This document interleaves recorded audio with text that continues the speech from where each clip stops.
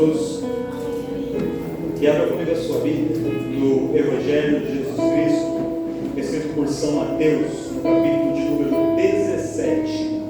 Evangelho de Jesus, escrito por Mateus, capítulo 17, primeiro livro do Novo Testamento, Evangelho de Mateus. Nós vamos fazer uma leitura, confesso que vai ser um pouco longa, mas vai ser necessário, vocês vão entender o porquê. Enquanto você procura, eu queria aproveitar para mais uma vez reforçar os agradecimentos e os parabéns a todo o departamento de irmãs e igreja de Cristo pela festividade de ontem, que foi algo realmente extraordinário. Quem esteve aqui realmente viu o que Deus fez, Deus operou, agradecer todo o corpo de obreiros, ao apoio, ao departamento aí das meninas dançando aí também. Deus tem levantado um grupo de dança novo, Deus abençoe a cada um. Realmente foi maravilhoso, foi tremendo o que Deus operou no nosso meio. E eu tenho certeza que realmente Deus ainda tem coisas maiores para fazer.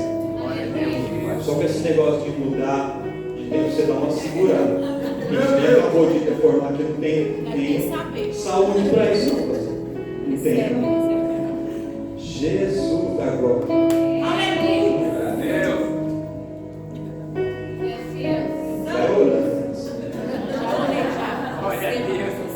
Segura ela. Mateus 17 diz assim: a transfiguração. 6 dias depois, tomou Jesus consigo a Pedro e a Tiago e a João, seu irmão, e os conduziu em particular a um alto monte. E transfigurou-se diante deles, e seu rosto resplandeceu como o sol, e as suas vestes se tornaram brancas como a luz. E eis que apareceram-lhe Moisés e Elias falando com ele. E Pedro, tomando a palavra, disse a Jesus: Senhor, bom é estarmos aqui. Se queres, façamos aqui 3 tabernáculos, um para ti, um para Moisés e um para Elias. E estando ele ainda a falar, eis que uma nuvem luminosa os cobriu, e da nuvem saiu uma voz que dizia: Este é o meu filho amado, em quem me comprazo. A ele ouvi, ou em outras traduções, escutai-o. E os discípulos, ouvindo isso, caíram sobre os seus rostos e tiveram grande medo. E, aproximando-se Jesus, tocou-lhes e disse: Levantai-vos e não tenhais medo. E erguendo eles os olhos, a ninguém viram, senão a Jesus. E descendo eles do monte, Jesus lhes ordenou, dizendo: A ninguém conteis essa visão, até que o Filho do Homem seja ressuscitado dos mortos. E os seus discípulos o interrogaram, dizendo: Por que dizem então os escribas que é mister que Elias venha primeiro? E Jesus respondendo disse: Em verdade Elias virá primeiro e restaurará todas as coisas. Mas digo-vos que Elias já veio e não o conheceram, mas fizeram-lhe tudo o que quiseram, e assim farão eles também padecer o Filho do Homem. Então entenderam os discípulos que falara de João Batista. Aí o verso 14 já tem outro subtítulo que fala sobre a cura de um lunático. E quando chegaram à multidão, aproximou-se-lhe um homem, pondo-se de joelho diante deles, dizendo: Senhor, tem misericórdia de meu filho, que é lunático e sofre muito, pois muitas vezes cai no fogo e muitas vezes na água. E trouxe-o aos seus discípulos e não puderam curá-lo. E Jesus respondendo disse: Ó geração incrédula e perversa, até quando estarei eu convosco? E até quando vos sofrerei? Trazei-mo aqui. E repreendeu Jesus o demônio que saiu dele. Desde aquela hora o menino sarou. Então os discípulos, aproximando-se de Jesus em particular, disseram: Por que não podemos nós expulsá-lo? E Jesus lhes disse: Por causa da vossa pequena fé. Porque em verdade vos digo que se tiverdes fé como um grão de mostarda, direis a este monte: Passa daqui para colar, e há de passar, e nada vos será impossível. Mas essa casta de demônios não se expulsa senão pela oração e pelo jejum. Amém? Amém. Glórias a Deus. Eu tive que ler essas 2 histórias, porque a mensagem que Deus colocou no meu coração, ela na verdade está mais na segunda parte. Mas para a gente entender a segunda parte, a gente tem que falar da primeira. E esse texto, ele é um texto muito complexo, é um texto muito complicado. É tão complicado que se eu fosse explicar só a parte da transfiguração, eu teria que gastar algumas horas aqui falando. E esse talvez seja um tempo mais a se aprofundar na escola bíblica. Então eu vou trazer para vocês sobre esse aspecto na parte teológica, apenas uma pincelada, apenas algo superficial, para que depois eu possa entrar na mensagem. Então eu vou só contextualizar teologicamente, para depois eu trazer a mensagem que Deus colocou ao meu coração, né? Então entenda só, o escritor aqui, Mateus, ele começa dizendo assim: 6 dias depois. 6 dias depois de quê? 6 dias antes do texto que nós temos aqui, dos fatos que aconteceram aqui, Jesus se reúne com os seus discípulos em Cesareia de Filipe. E quando ele está lá em Cesareia de Filipe, ele reúne os discípulos e diz assim: quem dizem os homens ser o filho do homem? E os discípulos falam assim: uns dizem que tu és Jeremias, outros dizem que tu és João Batista, outros dizem que tu és Elias ou um dos profetas. Aí Jesus fala: e vocês? Quem vocês dizem que eu sou? E Pedro diz assim: nós já entendemos, eu pelo menos já entendi, que tu és o Cristo, o Filho do Deus vivo, o Filho do Deus Altíssimo. E aí Jesus fala assim: Pedro, não foi a carne nem o sangue que te revelou isso, mas foi o meu Pai que está no céu. Porque sozinho você não conseguia ter essa compreensão, mas o meu Pai te revelou isso. E Ele já vai te revelar uma outra coisa. Ele fala: tu és Pedro, tu és uma pequena pedra, e eu sou a rocha principal de esquina. Eu sou o alicerce, e através dele, sobre este alicerce, através das pequenas pedrinhas, dos pequenos tijolos, que são os meus filhos, vai ser construída uma construção inabalável. E o nome dela é Igreja, e as portas do inferno não prevalecerão contra ela. O inferno pode tentar, mas o inferno não poderá destruir, não poderá derrubar, não poderá colocar abaixo a construção que é edificada com os filhos de Deus como tijolos, edificados sobre a base, sobre o alicerce, que é a pedra angular, Jesus Cristo de Nazaré. E aí Pedro, então, ele fica feliz com a revelação, ele se empolga um pouco, pastor. Eu queria que você olhasse para o irmão do lado, você já se empolgou uma vez? Sabe quando a gente se empolga assim, né? A gente se empolga, começa a falar desse mais do que deve, né? Paga ou não pode, né? Passa da conta, né? Aí Jesus vai junto com ele, falando assim: olha, é necessário que eu morra, eu vou ser entregue aos homens, eu vou padecer, eu vou morrer, mas no terceiro dia eu vou ressuscitar. E Pedro fala: não permita que aconteça isso com você. Olha, eu não vou permitir, porque se depender de mim, eu vou te proteger. Você fala assim: ô Pedro, antes que o galo cante 3 vezes, você vai me negar. Nem preparado você está falando de coisas que você não sabe, você está emocionado, você está falando por empolgação. E evangelho não é empolgação, evangelho é continuidade. Pedro, Satanás me pediu para te peneirar como se peneira o trigo para separar. Só que eu vou dizer uma coisa: eu não permiti que ele tocasse em você, porque você ainda não está preparado para esse tipo de confronto. Só que Pedro, continua caminhando comigo, continua andando. Você ainda não é convertido, mas quando você se converter, eu vou te dizer: confirma a fé dos seus irmãos. Você está andando comigo, você tem visto milagres, você tem visto muita coisa, mas isso não é sinal de que você ainda se converteu. Mas lá na frente você vai se converter. A obra que Deus começou na tua vida, ela vai se completar. E quando ela se completar, Pedro, seja um canal de bênção para confirmar a fé de outras pessoas. É lindo a gente ouvir essas palavras de Jesus, mas imagina Jesus olhar para você andando com ele e falar assim: então você nem convertido é? Você não está preparado para nada? Você é um emocionado, você é um empolgado. Quem quer gostar de ouvir Jesus falando assim de você? Quem é? Ninguém. E Pedro fica meio triste assim, meio abalado, meio magoado. E os outros discípulos do lado, algum talvez com risada, fala mesmo, Deus! Fala que esse varão aí. Outros talvez pensam assim: se ele falou assim de Pedro, que é um dos principais, imagina que ele ia falar de mim. Então, começa ali, ficou meio murchinho. Sabe um balão assim que você enche depois? Puxa. Aí na sequência, Jesus só pensa assim: ó, quem quiser me seguir, quem quiser vir após mim, tome a sua cruz e siga-me. E aí quando Jesus fala essa palavra para eles, o que já estava meio murchinho fica ainda mais murcho. E eles sentem o peso da responsabilidade que é ser crente.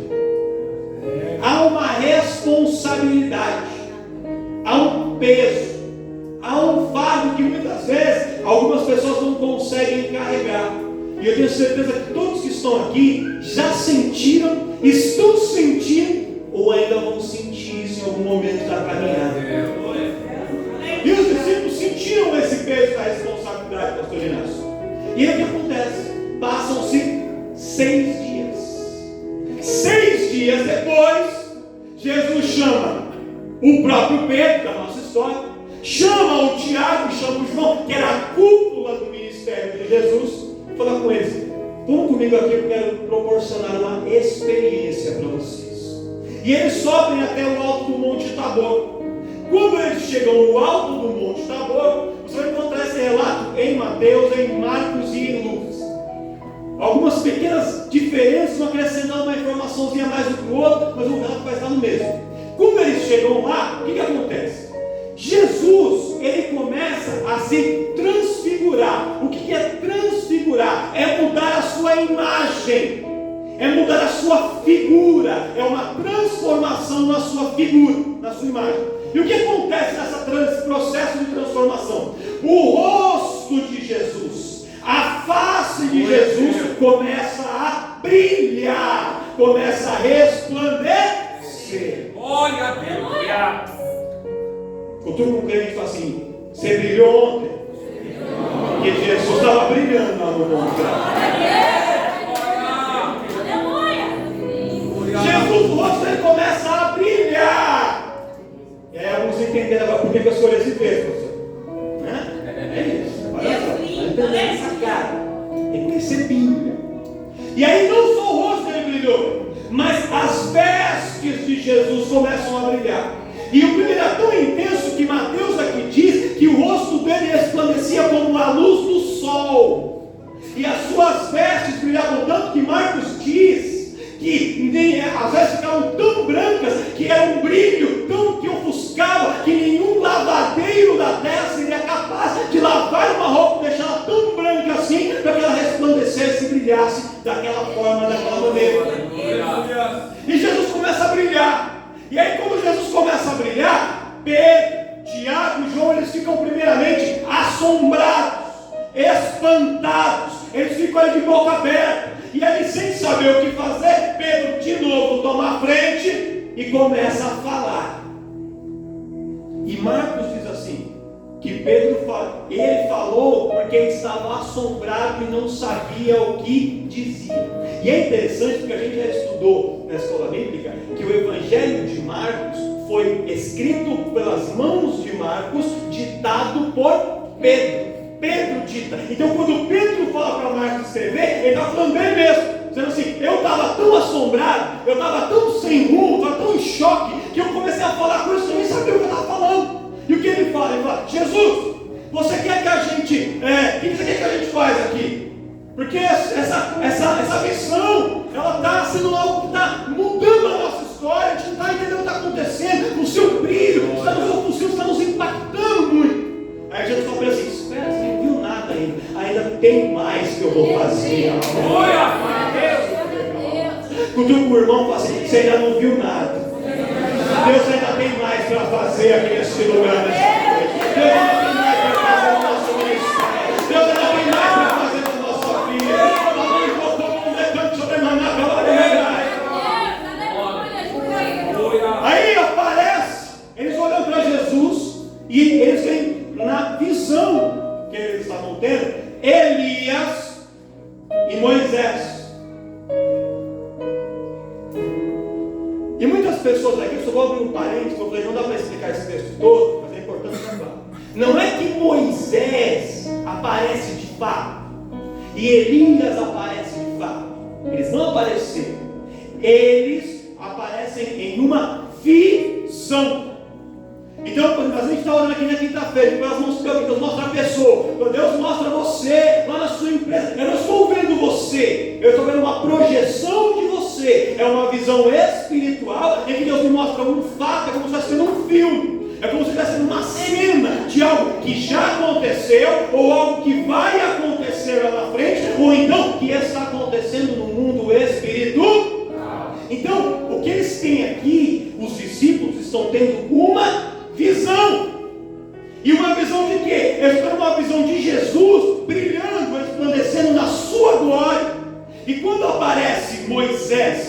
aparece a representação de Elias, a representação de Moisés é representando, simbolizando a lei. E Elias simbolizando o tempo dos profetas. E aí Jesus começa a conversar com Moisés e com Elias, representando que lá na glória, no mundo espiritual, ou antes desse momento, ou no momento futuro, eles têm intimidade, eles têm contato, eles estão juntos, eles se comunicam. E ali na terra eles viam Jesus como um homem normal, mas naquele momento foi aberta a visão deles para que eles vissem Jesus na sua glória, como Jesus é, como estava na glória no céu. Aqui na terra, Jesus conversava com o padeiro, conversava com o leiteiro, conversava com o outro marceneiro, mas lá na glória ele conversa com o Pai, ele conversa com os santos, ele conversa com Elias, ele conversa com Moisés, porque Jesus estava como 100% homem, mas ao mesmo tempo ele mantinha sua natureza de 100% Deus. Então eles têm esse vislumbre, essa visão de Jesus, Elias e Moisés.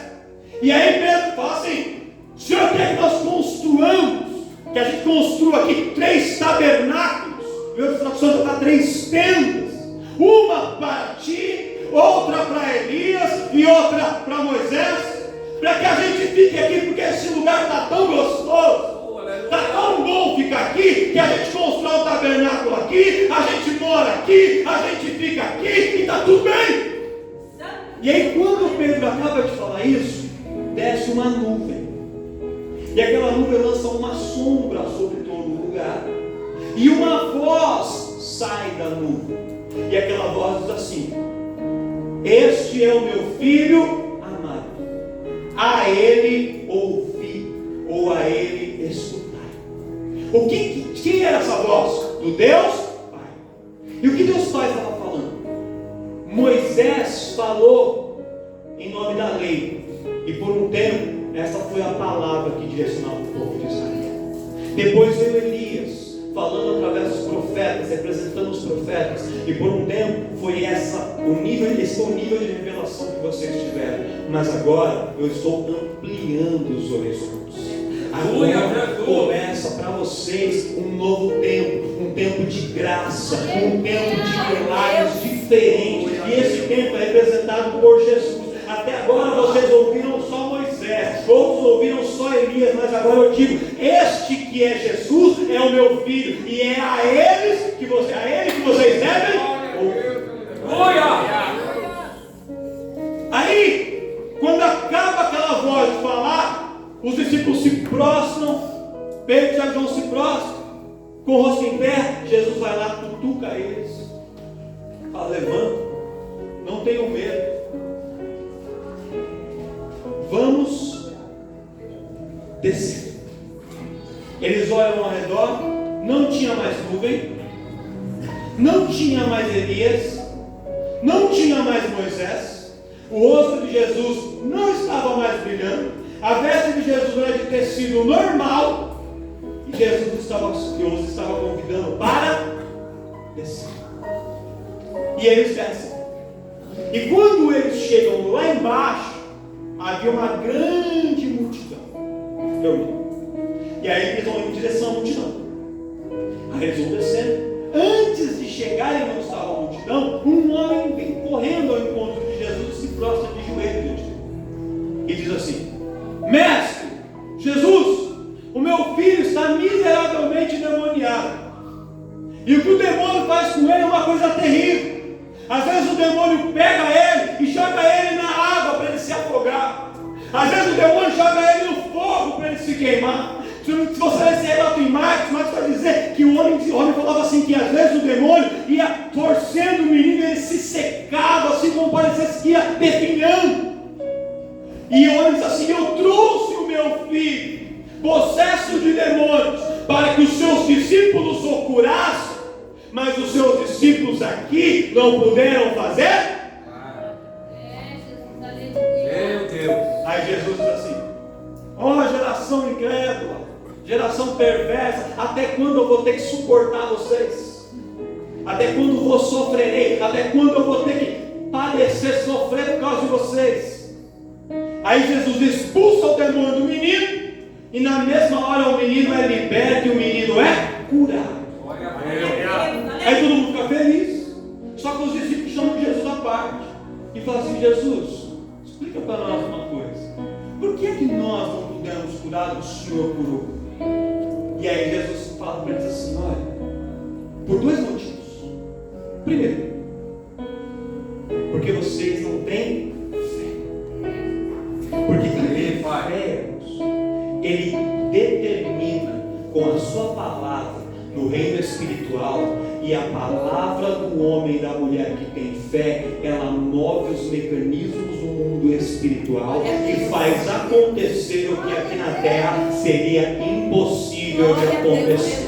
O homem e mulher que tem fé, ele com a sua autoridade espiritual, ele determina que o monte saia daqui e vá para lá, e acontece porque o Senhor lá do alto, com a sua mão, ele move o monte para honrar a palavra do homem e da mulher que determinou com fé.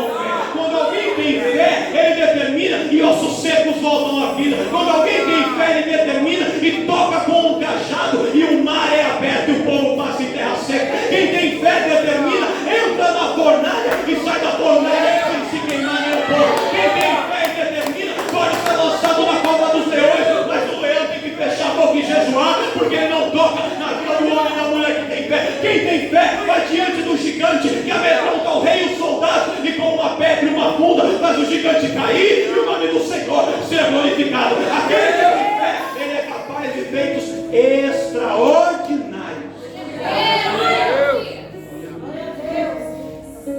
E a segunda coisa, primeiro que a gente não tem fé, a segunda está totalmente vinculada com isso.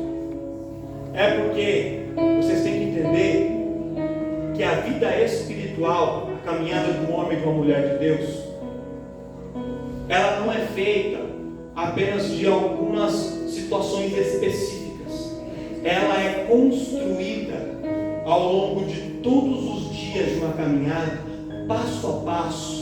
E não tem como a gente ser homem e mulher de Deus com poder, e manter um ministério firme com poder, e ser um levita com poder, e ser um intercessor com poder, ser um obreiro com autoridade, se a gente não tiver uma vida de sacrifício, de renúncia com jejum e com oração.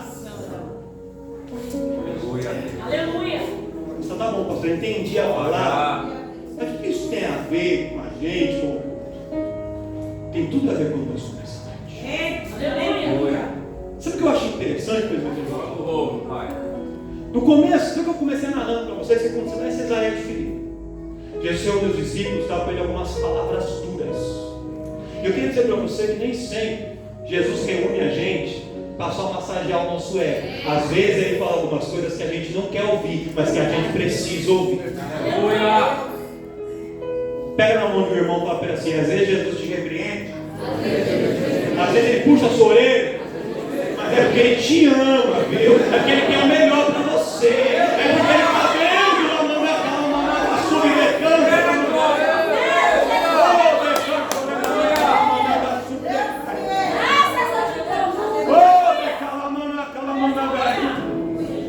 E Jesus repreende os discípulos, ele repreende Pedro, repreendendo todos os outros. Aí ele vem e diz assim: olha, para me seguir, tem que tomar a cruz sobre os ombros e carregar essa cruz todo dia. E aquela palavra é muito dura. E a gente sente o impacto das palavras duras. Mas aí passam 6 dias, Jesus entende o meu limite e o seu limite. E que se a gente só tiver palavras duras, a gente só tiver fornalha, a gente só tiver gigante, a gente só tiver cova de leão, a gente só tiver levante, só tiver faraó, a gente não suporta. Aí sabe o que ele faz? Ele prepara em alguns momentos algumas experiências extraordinárias para nós. Ele prepara como presentes para a gente em alguns momentos. E quando Deus me dava essa palavra, ele dizia assim: fala para a minha igreja que ontem o que eu fiz foi um presente que eu preparei para os meus filhos. Eu sei que tem pessoas, que tem irmãos, que tem irmãs, que estão lutando todo dia, andando no deserto, batendo em porta para ver se a porta de emprego se abre, lutando com enfermidade, deixando parentes enfermos dentro de casa, lutando contra um filho no vício, lutando com um esposo que está numa situação difícil, buscando com tantas situações, e às vezes a força vai ficando pequena, o brilho vai apagando. Aí o que Deus faz? Ele fala: vem comigo, vamos subir no monte, porque hoje eu vou restaurar o brilho sobre a tua vida.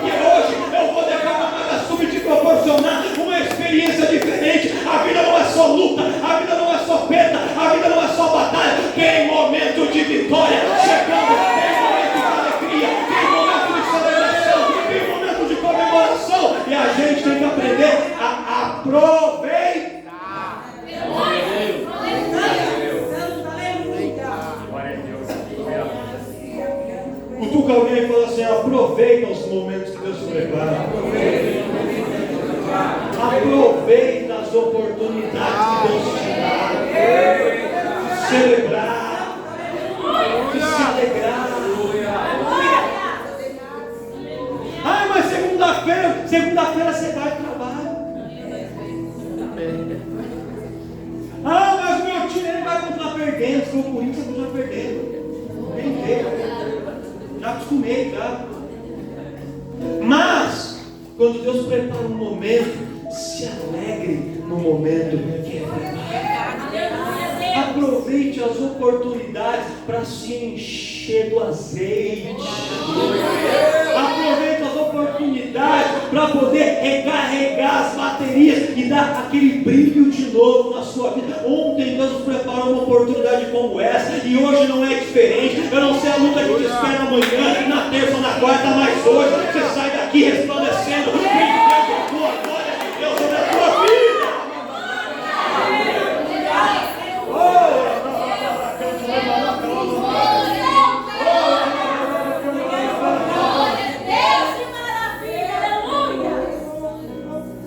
Eu trabalho agora no presencial. Por 3 anos eu trabalho de home office. Eu trabalho no presencial. E aí eu vou de metrô, trem e ônibus. Eu também encontrei umas irmãs, não tá, irmã? Tem minha irmã no ônibus já, né, irmã? Já sei meu parceiro de ônibus já. Bilhete único. É nóis. E aí, se eu estava voltando, era 8 e pouco da noite. Aí eu entrei no ônibus de São Caetano. Aí chegou uma moça, ela sentou assim, no ônibus. Aí ela olhou assim lá e tinha uma entradinha de USB dessa de carregar celular. Aí ela pegou o celular assim, tirou da bolsa, pegou um cabo, colocou assim e falou: que maravilha! Meu celular estava acabando a bateria, eu vou poder carregar ele de novo. Aí eu pensei assim, tão pouco.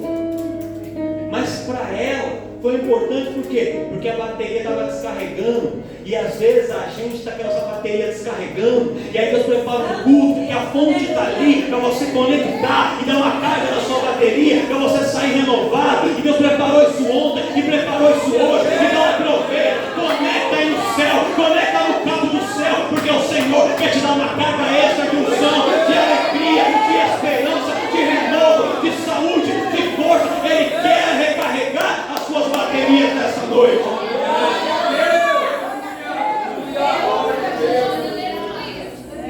Jesus prepara aquele momento para que os discípulos vissem algo que iria fazer com que eles se renovassem na presença de Deus. E foi assim.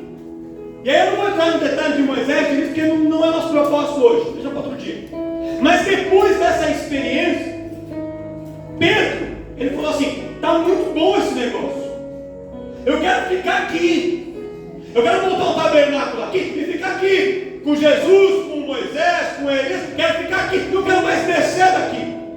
Só que quando ele fala isso, Jesus ensina para ele uma lição que ele quer ensinar para mim e para você. Esses momentos que Deus prepara são momentos especiais, mas eles não são 100% de Deus. Eles são situações especiais. E Jesus está para eles assim: recarregar as baterias, está renovado, está firme, está forte, está alegre, está sorrindo. Então agora vamos descer do monte, porque a nossa batalha está lá embaixo do monte. Pastor, eu entendi. Cutuca o irmão, fala para ele assim: Deus te renovou, Deus te fortaleceu, e agora bora para frente, bora para a batalha, bora para pisar na cabeça do diabo, bora para vencer, bora para conquistar, porque a sua vitória não está em cima do monte Tabor, a sua vitória está lá embaixo, a luta está lá embaixo, a vitória está lá embaixo. Deus apenas preparou esses momentos para você se recarregar, para você se renovar, e com a força de Kamanagasu, nesse momento você vai lutar e você vai vencer, e o nome do Senhor será glorificado.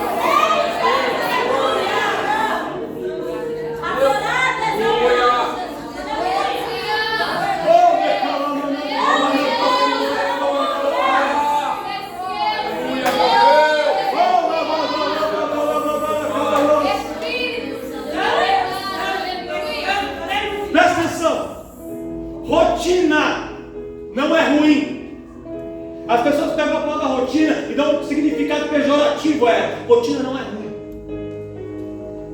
A rotina faz com que situações que saiam da rotina se tornem especiais. Vou te dar um exemplo. Se você come todo dia na sua casa, e no sábado você sai para comer fora, é especial. Se todo dia você tomar café, almoçar e jantar fora, você vai falar assim: que vontade que eu tenho de comer na minha casa. Por mais gostosa seja a comida do resto, não importa. Porque comer fora, para algumas pessoas, é algo diferente. Porque ele todo dia tem a rotina de casa. E aí ele vai em um momento especial quando ele sai para jantar. Quem come fora todo dia, ele quer ter a experiência de ter algo diferente, e aí ele vai querer comer dentro de casa. Por isso eu falo isso, pastor. Tem crente, irmão, que acha que a vida é viver de campanha em campanha. Tem crente que ele está vendo no Instagram, onde tem campanha aí? Aí faz campanha aqui, faz campanha. Hoje tem congresso hoje. Aí vai no congresso daqui, vai no congresso dali. Só que, irmãos, o Deus que opera no congresso é o Deus que opera no culto de domingo da sua igreja, é o Deus que opera na escola bíblica, é o Deus que opera na quinta-feira, na vitória. E a gente tem que ter uma rotina. A gente vem na quinta, vem no domingo, vem na quinta, vem no domingo. Escuta o pastor Rafael pregar. Aí ele grita, aí ele fala, aí você escuta. Aí depois vem uma pregação diferente. Você fala: que gostoso ouvir algo diferente. Mas por que é diferente? É diferente porque você tem uma rotina e Deus preparou um momento especial.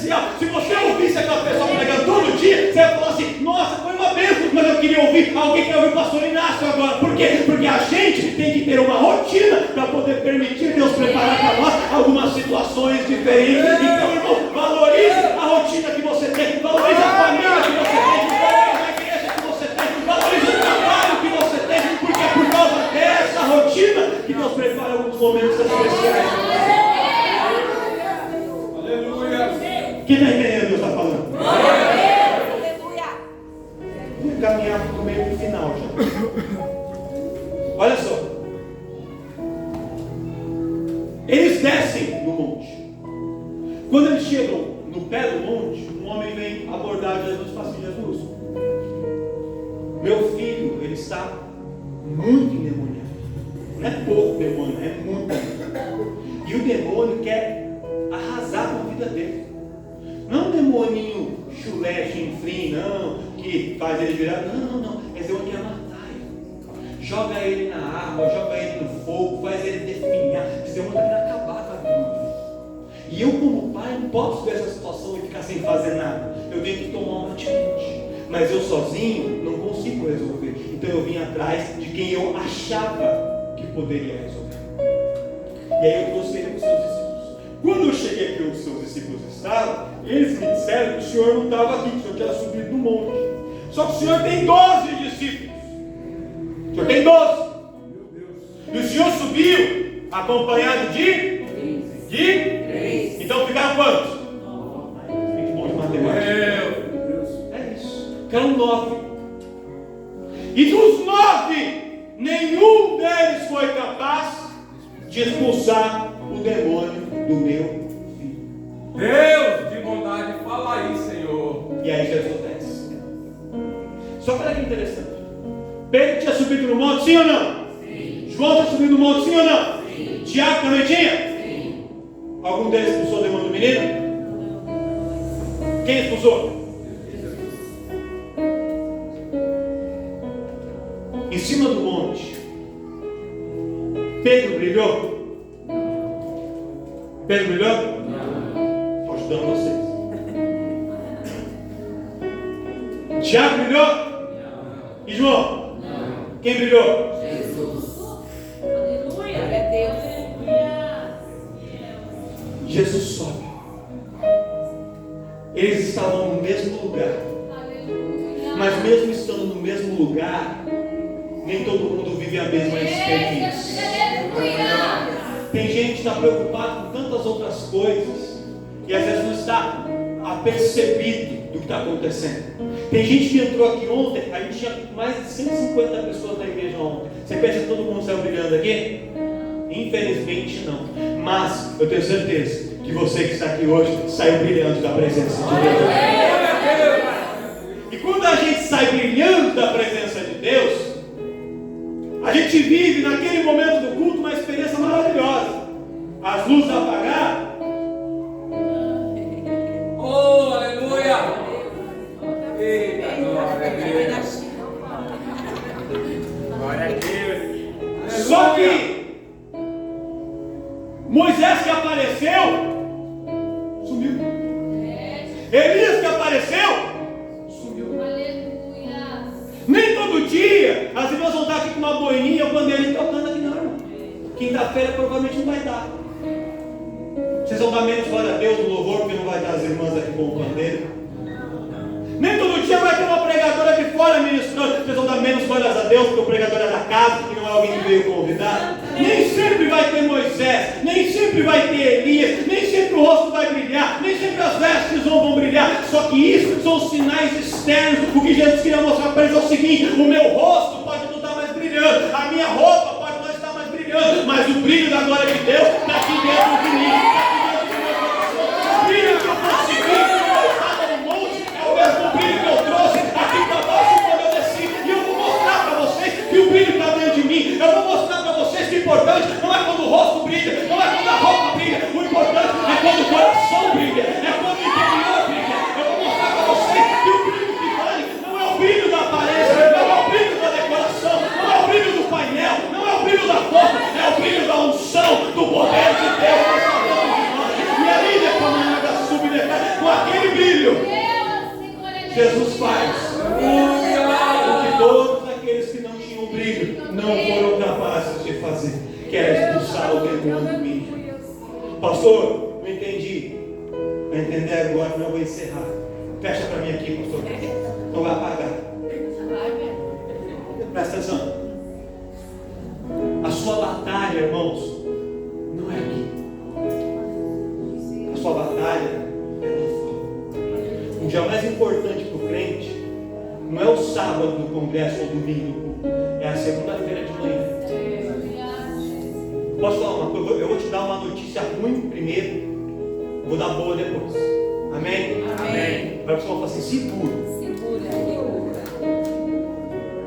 O seu chefe chato, amanhã vai continuar chato.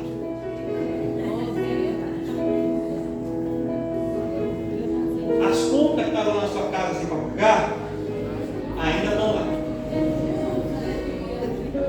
A fatura do cartão de crédito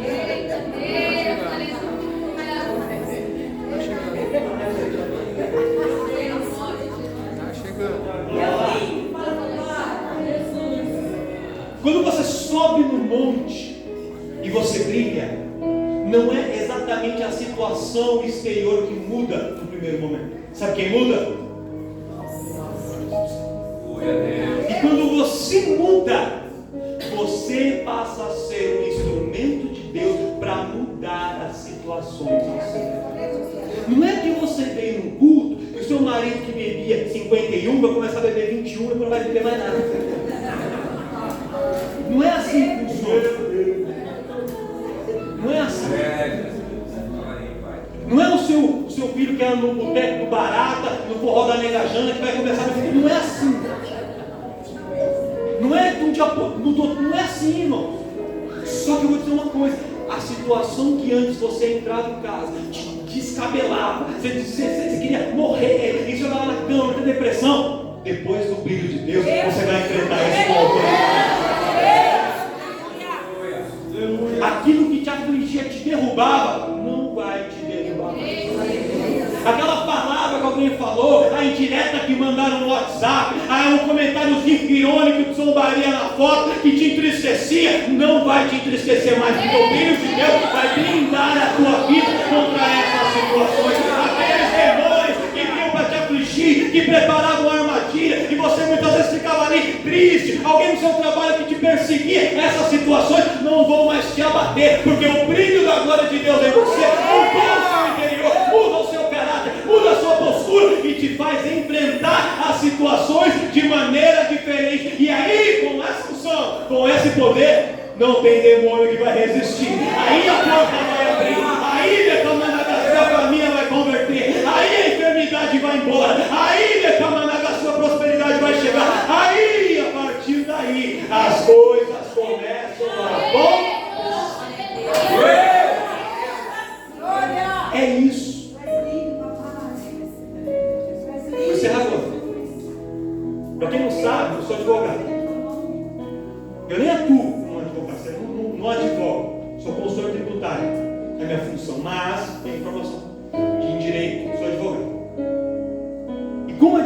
eu entendo um pouquinho de processo.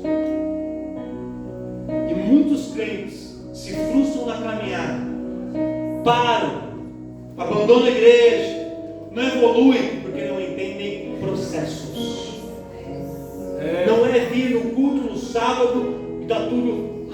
Cheguei no culto desempregado, cheguei em casa depois do culto, estava lá o Bill Gates me ofereceu uma vaga para trabalhar chefe da Microsoft. Não é assim, irmão, que funciona. Fala aí, pai. Mas se a porta não for ficar fechada mais 1, 2 meses, uma semana, não sei quanto tempo, nesse tempo, aquela situação vai mais te desesperar. Você vai enfrentar ela diferente. Enfrentando ela diferente, Deus vai começar a abrir a porta. Mas ele era um lugar pequeno. Você entra lá, pequenininho, e aí no pequeno Deus vai te fazendo subir, vai te fazendo subir, vai te fazendo subir, vai te fazendo subir, e aí vai te prosperando, e vai te abençoando. E aí você entende que a mudança aconteceu. Você subiu no monte, você brilhou com a glória de Deus, você desceu no monte, enfrentou a batalha, e aquilo que era grande para você se tornou pequeno, e você foi passando pelos processos de Deus, e esses processos te permitiram evoluir, conquistar, crescer e se tornar alguém vitorioso, vitorioso. Glória a Deus, aleluia. Agora eu vou encerrar mesmo. Aleluia. Esses dias no Facebook colocou naqueles, tipo uns reels que aparecem em cima assim, uma foto de 10 anos atrás. Aí você quer compartilhar? Aí eu compartilhei. Eu não sou muito de rede social, não, sou meio. Mas tava lá. Aí quando eu vi a foto, a gente estava na nossa igreja de São Caetano, você vai com a gente lá, né? Aí era uma paredinha verde assim. Aí estava o primeiro que a gente foi para lá, o nosso grupo ele era um tablado de madeira mesmo. Se tivesse os pulos que entra hoje, caía. De madeira, capado com carpete, bem pequenininho mesmo. Não tinha instrumento nenhum. Microfones tudo velhinho, tudo simples assim. Mas foi ali que Deus começou a obra. Chegou um momento, pra quem não sabe, que por causa de questões da prefeitura, a igreja estava localizada num bairro que pela lei de zoneamento de São Caetano não podia ter igreja. E aí a prefeitura foi lá e disse: não pode ter igreja aqui, vocês vão ter que sair. Nesse bairro não pode ter igreja. E tinha um monte de igreja antes, tinha igreja em outro lugar, mas a nossa não podia ficar. Mas aí, irmão, a gente entendeu que era Deus querendo que a gente mudasse para outro lugar. Aí nós vamos a gente lá para a Sacadura Cabral, no lugar, reformamos o templo, e teve um momento quando a gente reformou aquele espaço que a gente estava, a gente entrou lá, estava tudo destruído, a gente reformou. Ele falou assim: nossa, a gente está gastando tanto dinheiro aqui, mas é lugar, e como é que fica? Aí foi um vaso que foi lá, e ele falou assim: façam tudo aqui o melhor, porque quando Deus tirar vocês daqui, Ele vai levar vocês para um lugar onde vocês já vão encontrar Ele já num nível muito legal, porque Deus vai preparar tudo. Façam o melhor para Deus e Ele vai preparar o melhor para honrar vocês. E aí, nesse momento certo, tira a gente de lá, traz a gente para cá, e hoje nós estamos aqui. E ontem, irmãos, a gente tinha aqui 150, 160 pessoas no evento, que a gente não poderia nunca ter esse público lá. E Deus está fazendo a gente crescer, porque Ele ampliou as tendas. Só que isso começou 10 anos atrás. Mas a gente quer começar lá em cima. Mas a batalha começa no pé do monte, começa lá embaixo. A gente sobe para se encher. E a gente desce para começar a lutar e para começar a crescer. Quem entendeu o que Deus falou?